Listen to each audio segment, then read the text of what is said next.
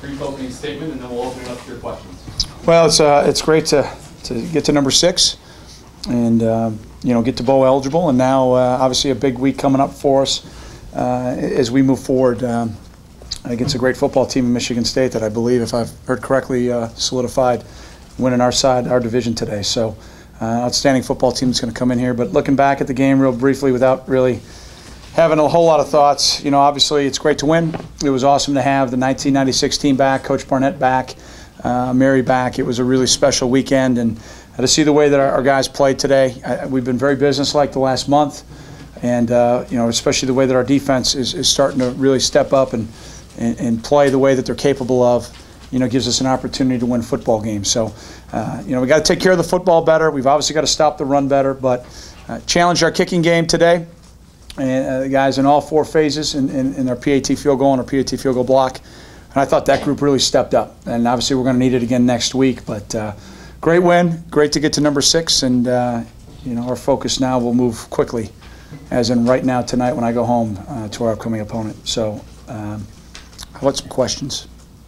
Pat, was that something that you had mentioned at all this week, getting to the 6 wins, getting the bowl eligibility? Had you harped on that at all with the team? Or? For the last month, yeah. Yeah, absolutely. Yeah, I mean, it's when we put ourselves in position by the way that we played early, by beating ourselves, we knew that our backs were against the wall, and the only way we're going to get to where we want to be is to fight our way out of it. And the credit, as always, goes to our young men. They're the ones that did it. They've been out there playing their tails off, and especially our seniors. It's a special group of guys, and to see the way that they've responded and the way that they've led is why we're at the position we're at right now. And it's amazing. You work, 11 weeks, and then you go back all the way through spring ball and or fall camp, summer workouts, spring ball, winter workouts, and it comes down to 1 week. So I guess we have a flair for dramatics. I don't know. The 24-hour rule doesn't apply tonight? It's already over. Moving on. Is that for them too, or just you? I think more for our staff. And it seemed like you guys came out in the first quarter, you scored on the first 3 possessions. Yeah. And then in the second quarter, things got a little bit slow. Are you talking offensively? Offensively, yeah. What happened? We were not very good. Yeah, I mean, for the lack of anything else, they did things we expected them to do, and we just didn't adjust very well in the field. And then I thought we settled down a little bit at halftime. Saw some things cleaner, and then we were able to go out and we moved it just okay again in the third quarter, but then to put some things together. We got a lot to clean up. It wasn't our best game of the year, but a lot of credit to Jerry and the staff, a tremendous person, a great coach, and they've got a great staff, and their young men have been battling, as you guys know. They've been playing their best football over the last month, and for us to go out and I thought really took control of the game early, and we're in command the entire game, I think shows the maturity of our football team. And why go so fast speed with your offense pretty much all through the game? Yeah, well, we're going to try to play with tempo as much as we possibly can, and obviously when we get some things moving, it could be to our advantage. And I thought today, Mick as always did a great job calling a great game, and we thought we had an advantage there, especially with maybe a little bit of their lack of depth that they have right now in their program on the defense, that we're able to kind of get some tempo and then keep some of their guys off the field. They like to go into a nickel package and make them run as much left and right on and off the field maybe as they were trying to attack us. What do you think happened on the exchange with Danny and Trayvon? It was Kane. Yeah, well, it's both guys' fault, but the quarterback's responsible. But put them both back in the game. I mean, we trust them both. Been pretty clean there all year. Disappointing to see that. Did we hold them to no points though, I think? Yeah, I think we held them to no points. So, at the end of the day, the defense answered the bell, put the fire out, and that's all that matters. Yeah, nice getting your old teammates and everybody back in the locker room there after the game.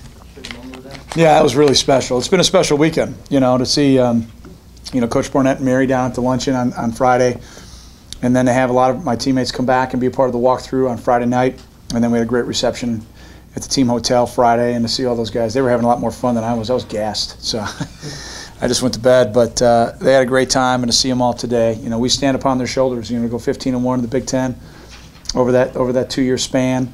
It's a special group of guys, and now to see how successful they are, Chris, at 36, 37, 38 years old, and as I told Coach Barnett and the team in the locker room, he was the architect of the change in the culture here. And because of the vision that he had, the great staff that he had, he attracted all of us to come here and change that culture back in the mid-'90s. And, we stand upon that group's shoulders now. And, to get bowl eligible 5 straight years is something special. But we learned 5 years ago, 6 and 6 can keep you home. So we know we got to win this football game, and we're going to do everything we can to win this game. And we can control what we can control, and winning this football game this week and puts us in a position to definitely be in the postseason. Yeah, is this the most flexibility you've had defensively, mixing and matching your front seven? And besides the obvious benefit of keeping guys fresher, Right. Is there an advantage of that the offensive guys have to block players with different skill sets and use different techniques? Yeah, I think as the season's progressed, Skip, we've progressed to have better depth from a standpoint of experience. We felt solid about the depth going into the year, but we just were making too many mental mistakes, and obviously we weren't simple enough. I think we handled that on Monday at the press conference. So they've gotten some experience. We've simplified, and in between has now become a Big Ten level defense. But we're playing our side's champion next week. They've already won our side, so they've won it with a week to play. So that'll tell you how good Michigan State is, and obviously I've got the utmost respect for Mark and his staff. So it's going to be a big week. We're going to do everything we can. This is our Big Ten championship game. What about the other thing though? The offensive guy having to block, Vince 1 minute and Quentin the next minute, that kind of stuff. Does that help in any way? Yeah, I don't think it hurts. But I think the bigger side is that we're fresh. That we're able to roll a bunch of guys through, and that credit goes again to the players and our staff for just continuing to stay the course and get better. Coach, are you surprised at how effective Minnesota was able to run the ball today? Yeah, but they just firmly committed to doing it. They ran the ball, I think, 51 times. And when you've got a quarterback like McQueese, how many of those yards were when he had somebody on him and they broke? That's what I'll look at tomorrow. I'm going to assume it's over, if not 100, over 100 yards. So with that being said, we gave up over 100 yards on broken plays. So I'm not going to lose sleep over that. I'd like the guys to tackle, obviously, but he's 6'4" and 250 pounds. Kid's a great football player. So the most important stat that you see is that we had 28 and they had 13, and at the end of the day, stats are for losers. So I'm proud that we won, and obviously there's things to clean up, but we can psychoanalyze everything if you want, but the most important stat is we won. Can you talk about the interceptions, both the importance of it, and when Campbell tipped it? Yeah, it was a great tip, and then how about the one-handed man with the club on his hand getting the pick? It was hilarious. Yeah, Brian had a great game. He's playing so hard. He's been our quarterback back there, and to see a senior have that kind of game, big fumble recovery, that stopped the drive, and then the pick in the end zone, that's huge. Were you starting to feel a little uncomfortable with how the game was going until that point? No, you ebb and flow of any Big Ten game. The hardest thing we do is win Big Ten football games. It's tough to win. It's what Jerry and I were talking about before the game. Just how darn hard it is to win a Big Ten football game. And, it's great to win. It feels great for our seniors. I'm so proud of them. And, like I said, it's a huge game for us coming up. How big were those 2 early kickoff returns? Well, we knew that their kickoff team had great speed. Schematically, they had really gotten after some people the last month. And, we really challenged that group this week. And we didn't think we were very good at that on that team a week ago. And, Matt McPherson, oversees that team in a primary role. And, to watch the way the kids responded today, really proud of them. Really proud of the young men. And then you got to flip it over, and it's kicking into that gale force wind. That was treacherous out there. Entertaining.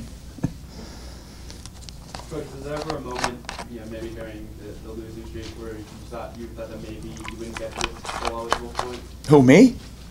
The team. No, we don't listen to you guys. We don't waste our time. Sorry. Hate to disappoint you. You guys left us for dead on the side of the road. That's the way it goes, man. Fair weather fans. But, all we care about is what we can control. We listen to ourselves, and credit goes to the players and our staff. We've stayed the course, and now we've gotten 4 done, and we talked about a drive for 5 in November, and actually starting obviously a little bit earlier than that with IU, but that's what we needed to get done to solidify playing in the postseason, and we've got 4 done in the rearview mirror. Now it's time to get the 5th one. You scored all the touchdowns against the wind, I believe. Is it easier to move the ball through the air against the wind than it is with it, the way it was blowing today? Not really. No, I think it's just an anomaly, Larry. I just think it's an anomaly. We ran the ball pretty well today. 150 plus yards, and not a ton of them were on scrambles. I don't think very many. So, we got to get some things cleaned up and some things solidified. I thought, as we expected, playing a new staff for the first time, we're going to have to do a lot of adjusting throughout the course of the game, and I thought we did a pretty good job of that. And now we've got an idea how they're going to attack us offensively and defensively, and in the kicking game for the future. But again, we've got a lot to be thankful for here going into Thanksgiving, and extremely thankful for our young men and our staff for their commitment to trying to find a way to win. The fourth down conversions, those were, I assume, easy decisions because of the wind and where you won. Yeah, we were talking probably about the 23 was the end, 23-yard line. Teddy was the top of Jeff's range today. We chart that based on pregame and some different stuff that we do. And we're kind of just a little bit outside of that. And, when you pick them up, you score touchdowns, and everybody says, wow, great job. When you don't, you're the GOAT. So the credit goes to the young man. Did a nice job. You worked at Donison a lot more today than you have in the past. Will we expect to see them more in the future? Is that just... If he earns it in practice, yeah. I mean, obviously all of our guys are competing for opportunities to play, and as I think I talked about in camp when Jacob became the starter at the tailback position, he did it because of the way he works, not some of the time, but all the time. And we've got to just continue to cultivate that group and keep that group moving forward. And I'm pleased right now with how we're able to run the football this year. Last year at this time, you guys were asking me why we couldn't run it, and it starts up front. The O-line's doing a really nice job. Anything else? Thanks a lot. For those I don't see on Monday.